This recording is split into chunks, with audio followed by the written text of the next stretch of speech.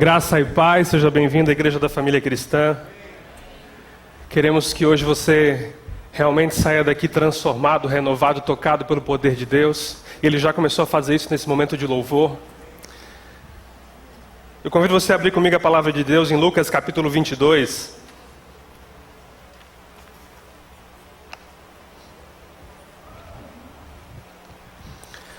Hoje vamos falar um pouco sobre a vida de Pedro e algumas lições que Pedro nos ensina, a sua trajetória e aquilo que temos em comum, pois eu creio que eu e você somos muito parecidos com Pedro. Vamos ver como Pedro caiu e como Pedro se levantou. E o que isso nos ensina em relação a como evitarmos a nossa queda e como buscarmos o nosso reerguimento, nosso fortalecimento e a nossa restauração. Lucas capítulo 22, versículo 54. Se você tem perto de você uma pessoa que não tem Bíblia, compartilhe com ela. O texto não está na tela, pedimos que você possa compartilhar. Lucas 22, versículo 54.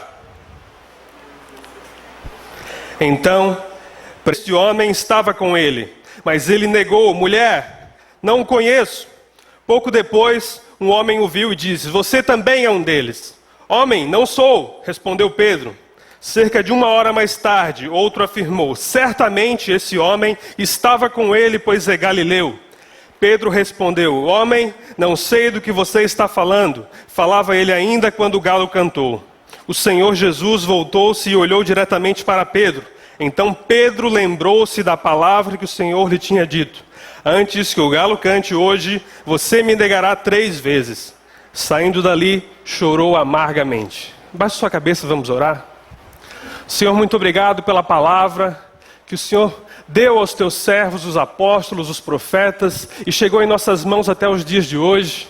Pois aqui encontramos vida, encontramos revelação, encontramos ensino, encontramos, Deus, a palavra viva do Senhor para o nosso coração, que sacia a nossa fome, que quebra o jugo que está sobre as muitas vidas. E em nome de Jesus, essa noite, invocamos o poder da palavra do Senhor. Pedimos, Espírito Santo, venha sobre nós essa noite, somente a voz do Senhor seja ouvida. E que essa noite, em nome de Jesus, a tua unção venha sobre cada mente, sobre cada coração, trazendo entendimento e revelação. E nós repreendemos em nome de Jesus toda a força contrária e qualquer coisa que queira roubar a palavra do Senhor do coração do meu irmão, para que, em nome de Jesus, ela seja semeada e frutifique a 30, a 60 e a 100 por 1, em nome de Jesus.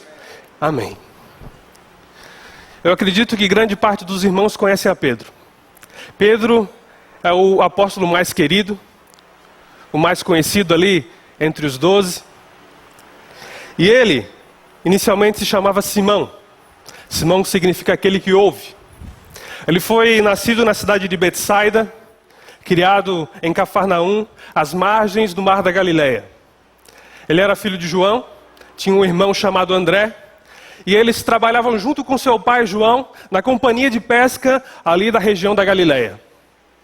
Ele era um homem casado, um homem com pouca instrução, um homem que dava tudo de si pelo seu trabalho. Ele estava ali sempre batalhando. E ele era muito amigo de João, primo de Jesus.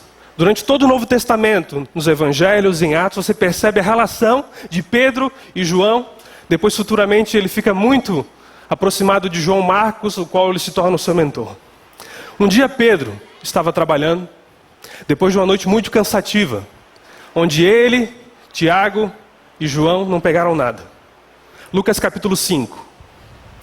Após uma noite inteira de trabalho, após uma noite inteira, onde eles se esforçaram, jogaram a rede na direita, jogaram a rede na esquerda, leste, oeste, norte, sul, foram no fundo, voltaram no raso, foram perto da costa e não pegaram nada. Assim que eles regressam pela manhã, eles estão voltando cansados. Enquanto eles estão chegando próximo à margem, eles veem uma grande multidão reunida e um homem ensinando aquela multidão. E esse homem se aproxima do barco deles e fala: homens, posso entrar no barco de vocês? Eu quero entrar aí um pouco adiante, pois a multidão está aqui nos apertando. Ele entra naquele barco, vai ali com Pedro, com Tiago, com João, e eles vão um pouco dentro do mar. Jesus continua ensinando. Ele ensina as pessoas na margem do mar. Ele fala assim, vamos entrar mais um pouco. Eu quero que vocês pesquem algo agora. Eles falaram, Senhor, passamos a noite inteira aqui tentando pescar alguma coisa, mas foi em vão. Hoje os peixes sumiram, não sei. Mas Jesus fala, vão novamente, pois agora vai ser diferente. E Pedro falou assim, Senhor, eu só vou porque o Senhor está falando. Pedro já tinha uma noção de quem era Jesus, já conhecia. André era discípulo de João Batista, o irmão de Pedro. E ele já tinha ouvido falar de Jesus. Pedro já tinha visitado Jesus uma vez, em Mateus capítulo 4. E ele sabia quem era Jesus. Ele sabia que aquele homem que estava pedindo que eles entrassem no meio do mar, lançassem a rede novamente, não era um simples homem. Era alguém enviado da parte de Deus. Então Pedro fala assim, eu só vou jogar as redes novamente, porque é o Senhor que está pedindo. Na hora que eles jogam a rede, no mesmo instante que eles jogam, eles já sentem a rede afundar. E ela vai afundando, eles vão puxando, eles veem que a rede se encheu de peixe. Eles ficam ali admirados, apavorados, porque é tanto peixe que a rede começa a se romper. Eles chamam um barco vizinho que está ali próximo, o barco vem, enche os 2 barcos de peixe. E lá em Lucas capítulo 5 fala que os 2 barcos quase afundam de tanto peixe que havia ali dentro. Então naquela mesma hora, Pedro, ele se ajoelha diante de Jesus e fala, Senhor, o Senhor é um homem enviado de Deus. Saia da minha presença, por favor, que eu não sou digno de estar no mesmo lugar que o Senhor. Então Jesus fala, Pedro, a partir de hoje você será um pescador de homens. E a partir daquele dia, Pedro começa a seguir Jesus de tempo integral. Ele larga a sua profissão como pescador, entrega ao seu pai a sua rede e vai seguir a Cristo. E ele passa por momentos maravilhosos. Assim, pelo começo do livro de Mateus, você vê lá no capítulo 9, que Jesus vai até a casa de Pedro, Jesus vai visitar a residência de Pedro. Chega nesse lugar, ele vê que a sogra dele está doente, com muita febre. Jesus pega na mão dela e ela fica curada. Alguns falam que foi por isso que ele negou Jesus, porque ele curou a sua sogra. Mas não foi. Vamos ver que foi algo diferente. Então a sogra dele é curada e volta a trabalhar. Ele começa a vivenciar experiências ali com os discípulos, ouvindo várias mensagens, várias parábolas. Ele fica admirado com aquilo que Cristo fala. E muitas vezes você vê ali o Pedrão, aquele que não tinha estudo, dizendo, Jesus, o que isso significa? O que é a parábola do semeador? O que é o fermento? Ele era aquela pessoa que queria entender, queria compreender, ele dava ali o seu melhor naquilo que ele estava vivenciando. Ele era aquele tipo sanguíneo, aquele temperamento assim, que se entrega, que fala que é impulsivo, que está ali envolvido. Ele passa por várias experiências. Ele vê Cristo andando por cima das águas, e ele rapidamente já fala, Jesus, se é o Senhor, eu quero ir também. Ele desce do barco e vai caminhando em cima das águas, mas de repente ele vê que a fé dele não é suficiente para manter e sustentar aquela experiência. Ele começa a olhar para o vento, olhar para o mar, e se afunda. Jesus pega na mão dele, dá uma outra chance, põe ele dentro do barco. Ele vê Jesus no Monte da Transfiguração, falando com Moisés, com Elias. Ele ouve a voz do Pai. Eles ficam ali tão contentes, tão admirados, que eles queriam fazer umas barracas e ficar ali naquele monte o resto da vida. E ele passa por várias e várias experiências. Ele vê coisas tremendas. Ele recebe uma revelação específica e clara de que Jesus é o Messias. Jesus faz uma pergunta aos discípulos e pergunta, vocês, quem dizem que eu sou? Daí eles começam a dar palpites. João, Elias. E Pedro fala, não, você é o Messias enviado da parte de Deus. Ele recebe aquela revelação. Mas ele vai ficando cada vez mais inchado, mais inflado com aquilo. E no livro de Lucas, capítulo 22, a partir do versículo 33 em diante, Jesus conta para ele que Satanás pediu a vida do Pedro, para que ele fosse testado e provado no fogo. Ele chega assim, Pedro, Satanás pediu para peneirar você, mas eu roguei por você, e você vai ficar de pé. E Pedro, na mesma hora, depois de ter vivenciado todas aquelas experiências, nos seus 3 anos e meio andando ao lado de Cristo, já estamos aqui no dia onde ele negou a Jesus. Ele fala, Senhor, não precisava. Eu vou contigo para a prisão, eu vou contigo até a morte se for preciso.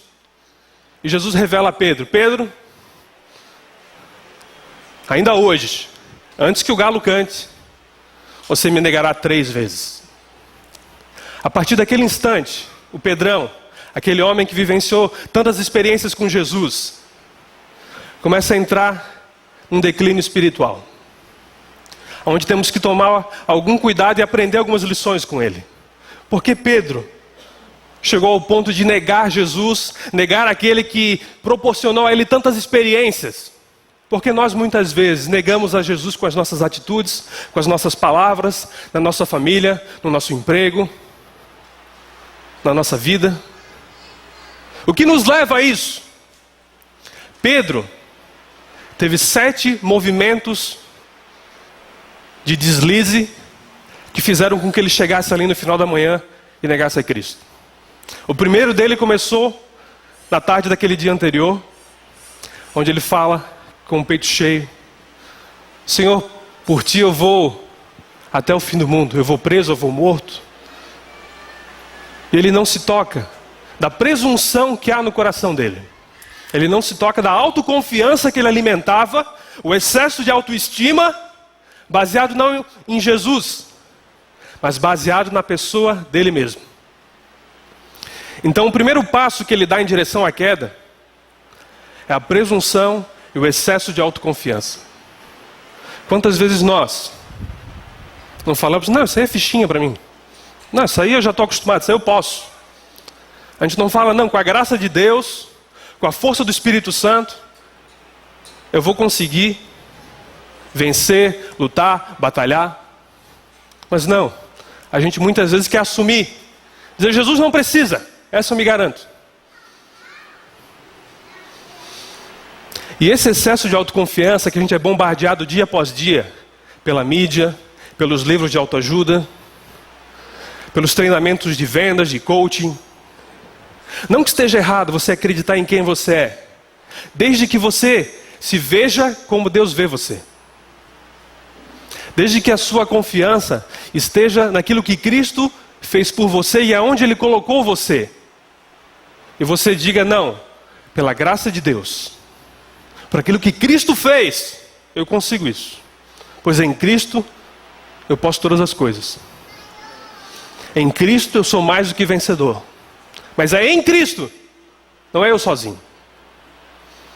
E cada vez que eu quero lidar com a situação de forma individualista, de forma independente, onde eu não compartilho com o meu líder, com o meu discipulador, onde eu não peço oração, onde eu não peço ajuda, onde eu não estou em unidade com alguém, onde eu não oro sobre aquela questão, eu estou dizendo: Deus, dessa vez não precisa, eu me garanto. E esse foi o primeiro erro de Pedro. Passando aquele momento, Jesus fala com ele e convida ele e mais alguns discípulos, Pedro, Tiago, João, para acompanharem ele até o monte para oração. E fala: olha, eu vou até adiante ali orar.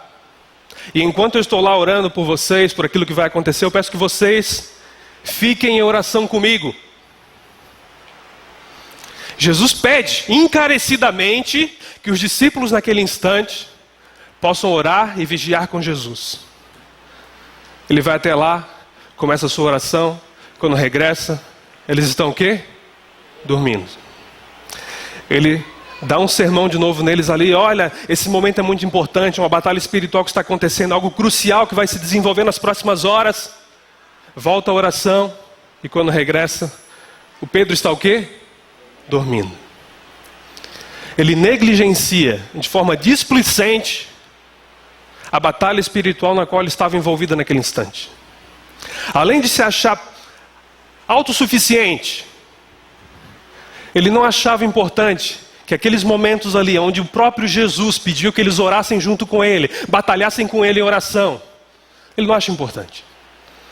Da mesma forma que nós, de forma displicente, vamos abandonando a nossa vida de oração, a nossa vida de estudo da palavra, a nossa vida de pedir conselhos, porque Deus colocou líderes sobre as nossas vidas, porque existem pessoas que nos ensinam na palavra. Pois a palavra fala lá em Provérbios que na multidão dos conselheiros há sabedoria. Quando você estiver passando por um momento de dificuldade, compartilhe com o seu líder, compartilhe com o seu discipulador, compartilhe com Deus, pois o conselho vem de Deus.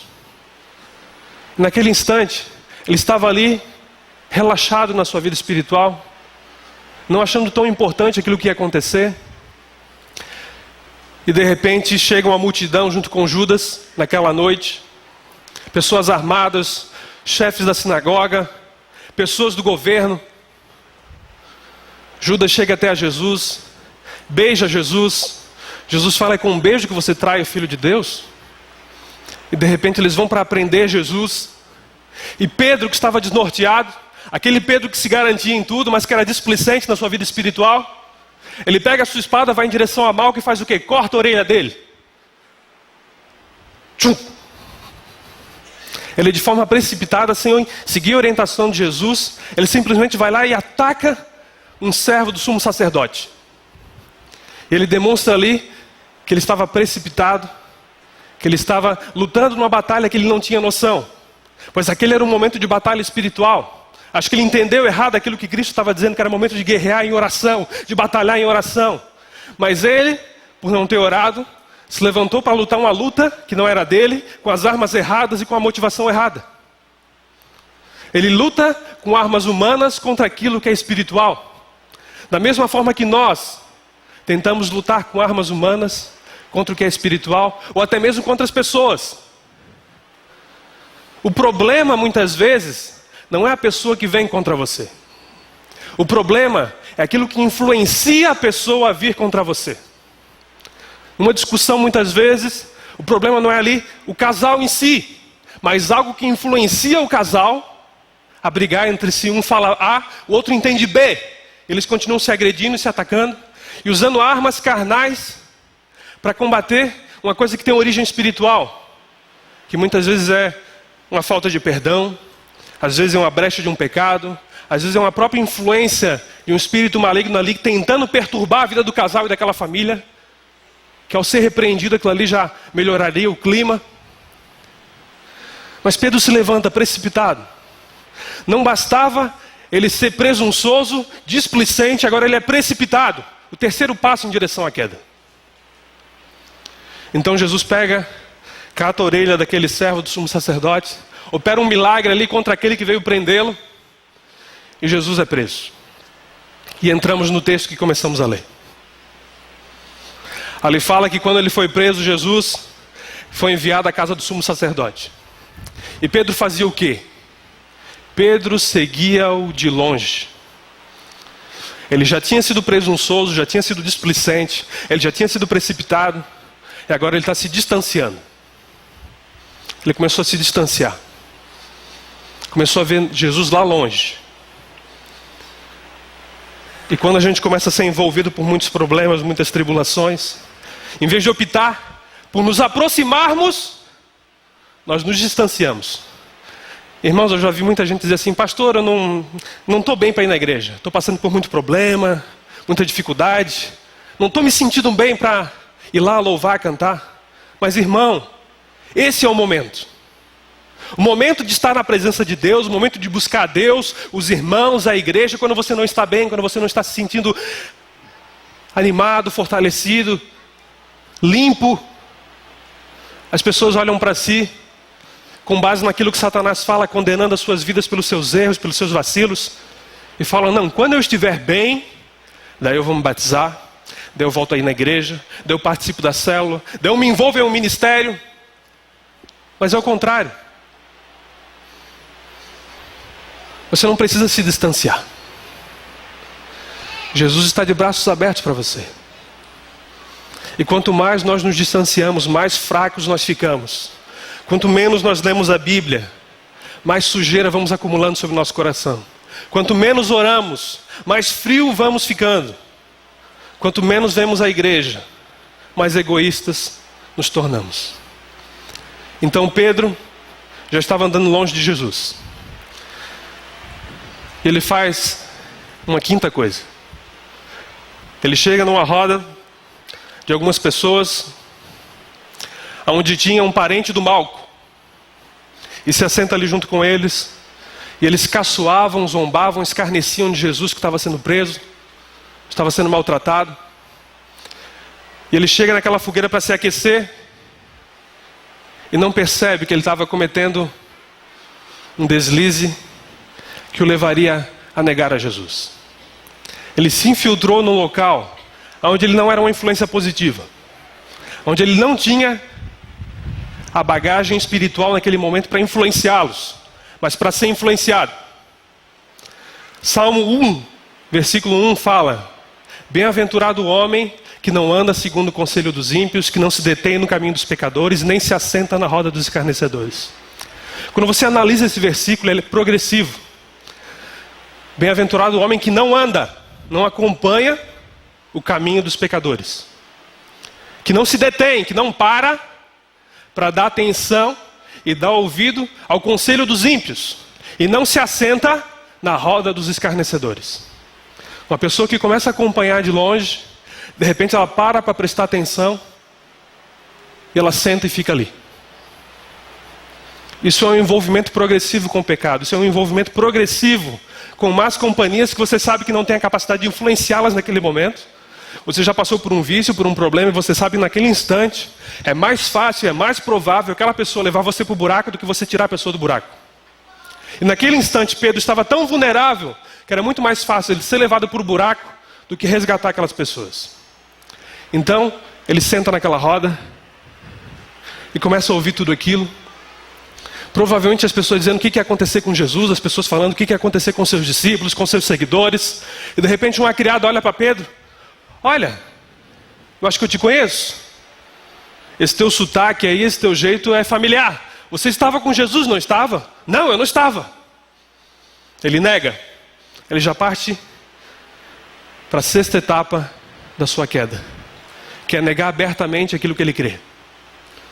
Algum tempo depois ele é questionado novamente: não, mas é você mesmo. Não, não sou. E ele já está ali assumindo de forma convicta que ele não quer mais nenhuma relação com Jesus, ou que ele não teve nenhuma relação. E por fim, quando perguntam ele pela terceira vez, a palavra fala que além de negar, ele blasfema. A primeira vez ele negou, a segunda vez ele jurou que não conhecia, e a terceira vez ele blasfemou. Ele praguejou contra Jesus. E chegou no ápice da sua queda. E assim que ele terminou de falar, o galo cantou. Naquele instante, ele olha para o lado, e ele vê os olhos de quem? Os olhos de Jesus. E ele fala que ele sai daquele lugar e chora amargamente. Mas naquele instante que o galo cantou, e que ele olhou para o lado, já começou um outro processo, onde Deus restaura a vida do Pedro. Pedro, ao olhar para Jesus, ele cai em si. A palavra diz que ele caiu em si. E lembrou daquilo que Cristo tinha falado para ele. Mesmo quando erramos, mesmo quando caímos, negamos a Cristo, desistimos da nossa caminhada, Jesus está olhando para você. No primeiro olhar que você der para o lado, você vai olhar quem? Jesus.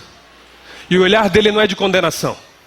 O olhar de Cristo não é um olhar que vai jogar sobre você culpa. É um olhar que diz: meu filho,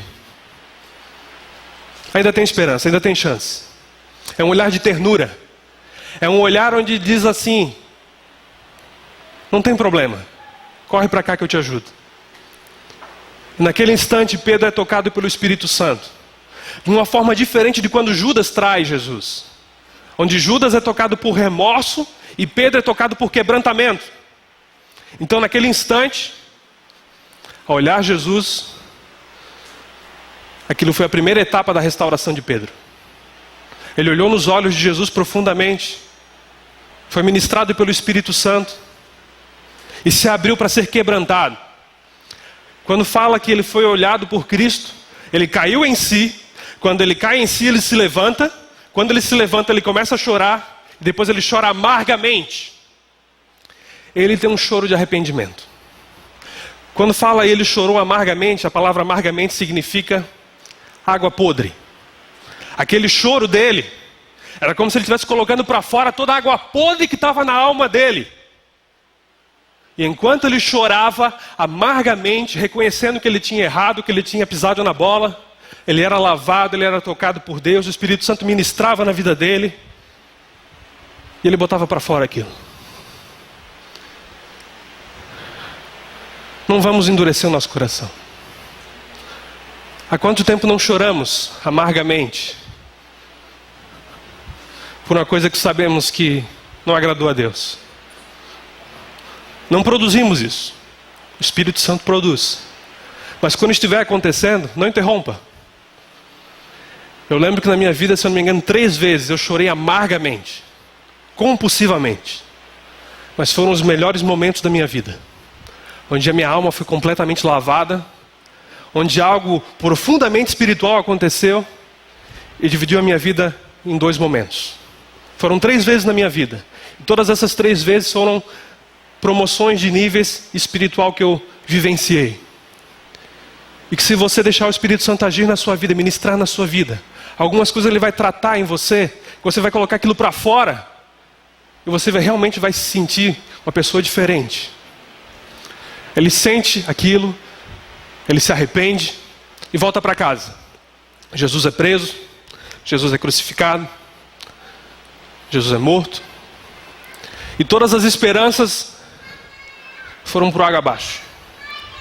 Muitas pessoas falam que uma das piores sensações é você brigar com uma pessoa e não ter oportunidade de se desculpar com ela, essa pessoa morrer antes. E muitos falam que carregam no seu coração aquele peso de culpa por anos e anos a fio, até o momento onde Deus ministra naquelas vidas. Eu fico imaginando a decepção de Pedro consigo mesmo, por não ter a oportunidade de dizer: Jesus, me perdoa, eu pisei na bola. Mas em determinado dia, 3 dias depois, Maria e Marta vão ao sepulcro de Jesus para passar alguns perfumes para ver como é que estava o corpo de Jesus. E quando chegam até aquele lugar, elas veem de longe que a pedra tinha sido removida. Alguém removeu a pedra do sepulcro. Eu creio que o coração delas disparou naquela hora. Elas vão correndo até aquele lugar. Na hora que elas chegam perto, o sepulcro está aberto, a pedra está do lado. Em cima da pedra tem um homem de branco, um anjo, que fala para ela: por que vocês estão procurando aqui entre os mortos aquele que está vivo? Jesus ressuscitou. Ele entrega um recado: vá e diga aos discípulos que Jesus vai se encontrar com eles lá na Galileia. Mas ele fala assim: diga aos discípulos e a Pedro que Jesus se encontrará com eles na Galileia. Pedro é o único discípulo citado pelo anjo. O anjo fala: diga aos discípulos e a Pedro que Jesus vai se encontrar com eles lá na Galileia. E elas chegam e contam aquilo para Pedro. E ali foi um terceiro passo na restauração dele. Mesmo quando negamos a Jesus, Ele ainda manda recados para você. Mesmo quando ainda estamos afastados do Senhor, Ele envia pessoas para dizer: meu irmão, minha irmã, Deus ainda olha por você. Não está tudo perdido. Há uma nova chance, ainda há esperança. Essa situação vai ser revertida e você vai ser tocado por Deus e vai viver um momento que você não pensava viver, muito melhor do que aquilo que passou. E Deus está falando isso para você hoje. Da mesma forma que aquelas mulheres entregaram esse recado para Pedro, eu entrego esse recado para você hoje. Jesus quer ter um novo encontro contigo. Jesus quer dar a você uma nova oportunidade de restauração. E aquele recado tocou em Pedro. E assim que ele recebe o recado, ele faz o que? Ele sai correndo. Ele e João saem para em direção ao sepulcro. João vai caminhando, mas Pedro vai correndo. E quando chega lá, ele vê o sepulcro aberto. Ele olha aqueles panos que cobriam Jesus, enroladinhos, dobradinhos, ali em cima daquele lugar onde ele estava. E ele vê que aquilo que foi falado a ele era verdade. Deus dá a oportunidade de ele vivenciar um marco espiritual. Quando Deus está restaurando a sua vida, Ele permite que situações, que circunstâncias, sejam marcos espirituais na sua vida que vão confirmar e testificar que Ele ainda está caminhando ao seu lado. Para Pedro, foi o sepulcro vazio. Para você pode ser um telefonema. Para você pode ser um livramento de um acidente. Para você pode ser um sonho, uma visão, uma palavra que Deus deu a você enquanto você meditava nas Escrituras. Mas marcos espirituais acontecem para que você possa ter a chance de perceber que Jesus ainda está ali ao seu lado, trabalhando na sua restauração. Então ele passa por esse quarto estágio da restauração e cumpre aquilo que Cristo pediu, que foi o quê? Ir para Galileia. Mas o que era Galileia? Era o lugar que ele trabalhava. Que local era aquele? Era o local onde aconteceu a pesca maravilhosa. Cristo já começa a arquitetar um plano para a restauração de Pedro, para um novo recomeço, onde começou tudo, naquela mesma praia do Mar da Galileia. Jesus vai se encontrar com Pedro. E no caminho eu creio que Pedro deve ter ficado confuso. Pedro deve ter ficado desnorteado. Será que Cristo quer falar comigo? Será que ele vai me condenar? Será que ele me chamou pessoalmente para me fulminar e me jogar no inferno? Porque quando ele chega na Galileia, a reação dele, em vez de esperar Jesus, ele fala para os seus amigos: quer saber de uma coisa? Eu vou voltar para a minha profissão. Já que eu estou aqui, eu vou pescar. E quando ele fala vou pescar, em João capítulo 21, significa que ele quer voltar às suas origens e abandonar aquilo que ele vivenciou. Então eles vão novamente pescar. Ficam a noite inteira pescando. E os peixes somem novamente. Eles não pegam nada. Eu creio que foi um milagre. Assim como da primeira vez, dessa vez foi um milagre. Pois, imagina ficar uma noite inteira puxando rede, arrastando rede no mar, e não pegar uma piavinha. Aquilo ali foi um milagre. Jesus fez os peixes desaparecer, ou fez eles pegar uma rota diferente. Mas Jesus já estava trabalhando até nisso. Então eles passaram a noite inteira sem peixe.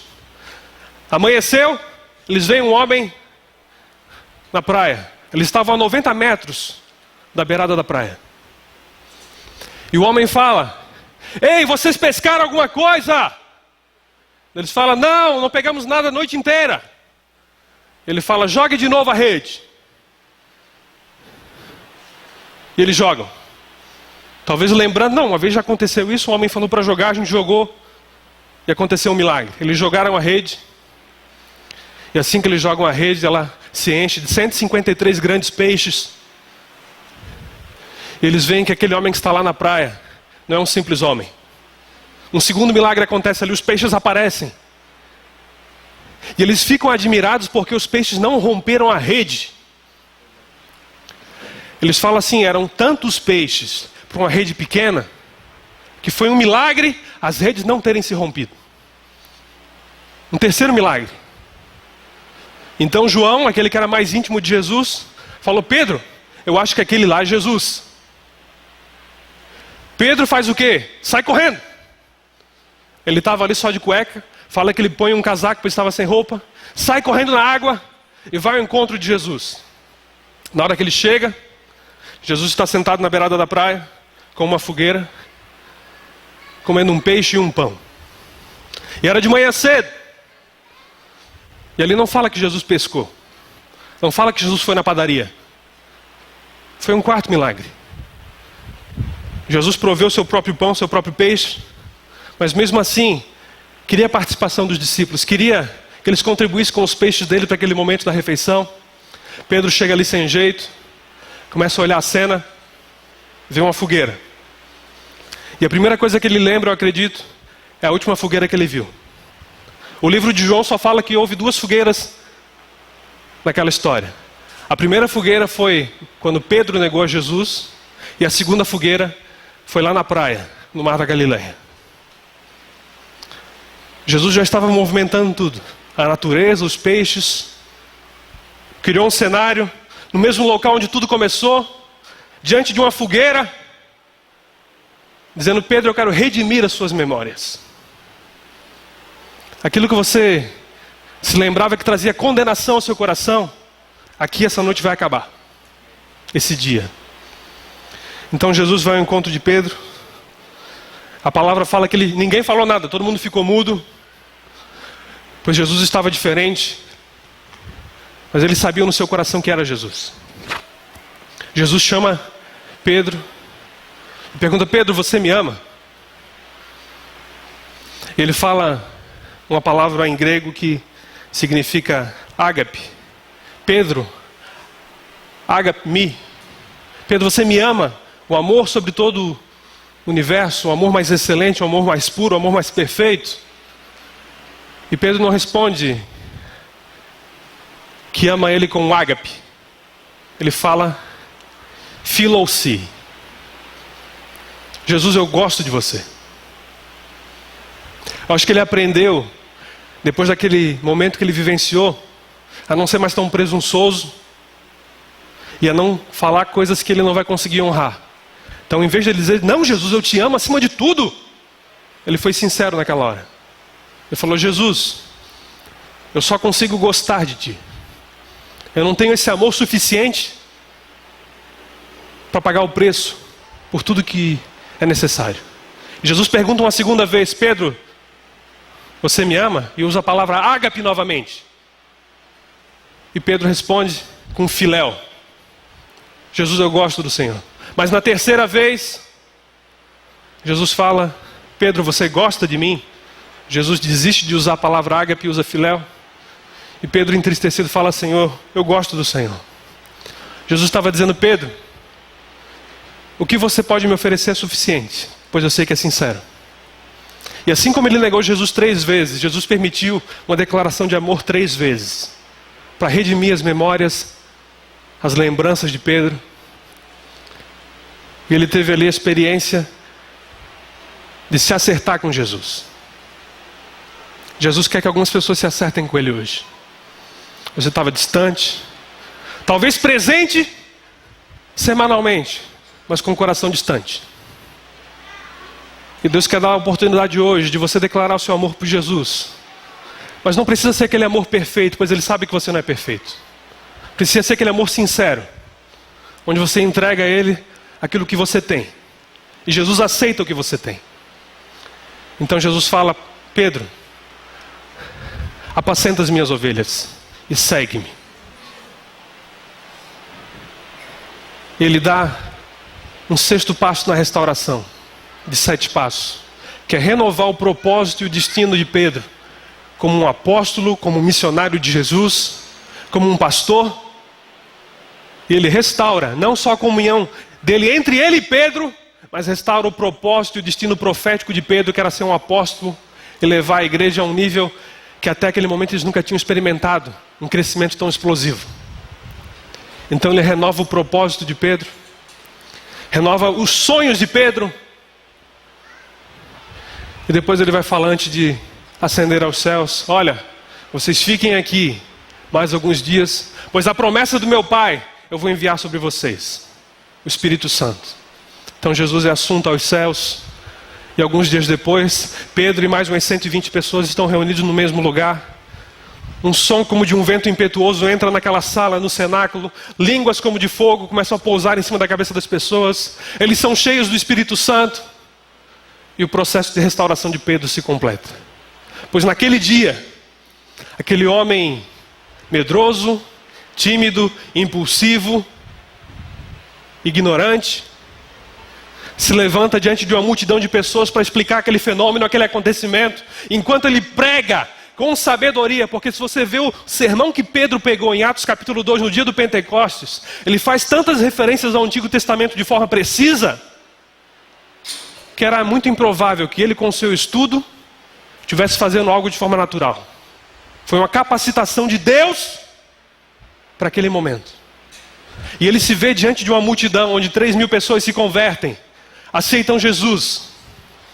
Ele vê que realmente uma nova fase se iniciou na sua vida.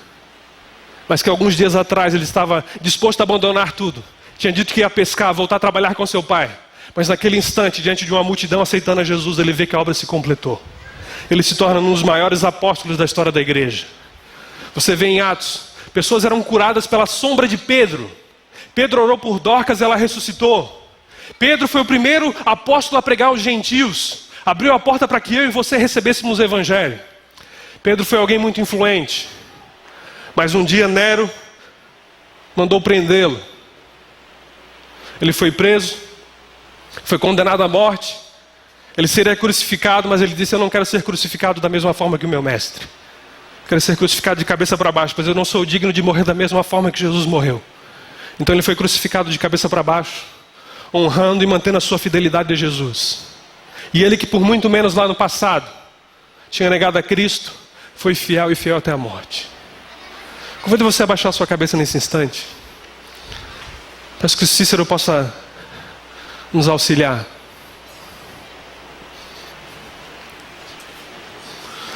Todos estamos suscetíveis a cair. Mas Jesus quer que você saiba que o cair é do homem, mas o levantar é de Deus. Que você possa examinar o seu coração, para que você seja livre da presunção, da displicência, da precipitação, do distanciamento, das más companhias que você não consegue influenciar. Que você se afaste daqueles momentos onde você não consegue manter a sua palavra de fidelidade a Jesus, para que você nunca venha blasfemar contra Jesus, aquele que deu tudo por você. E muitos não blasfemam com suas palavras, mas com as suas atitudes. Mas mesmo que isso tenha acontecido, Jesus está aqui essa noite olhando para o seu coração. O Espírito Santo está olhando para você, está tocando a sua alma. Deixe ser quebrantado pelo Senhor. E da mesma forma que Pedro recebeu um recado do céu por meio daquele anjo, Deus está dizendo aqui essa noite para você ainda há uma chance. Seu pecado nunca vai ser maior que o amor de Deus. E você vai vivenciar um marco espiritual na sua vida.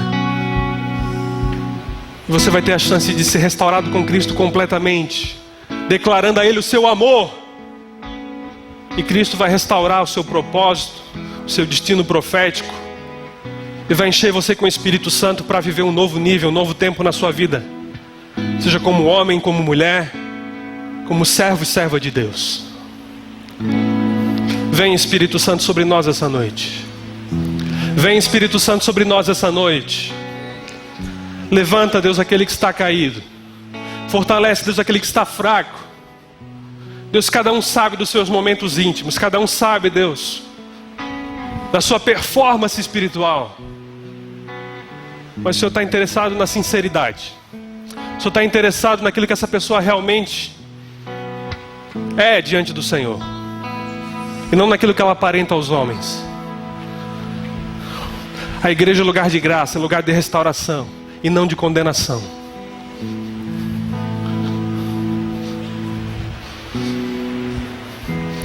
Aí no seu lugar, você quer passar por um momento de renovação espiritual, para que esse ano de 2014 seja muito diferente do que foi 2013, espiritualmente falando.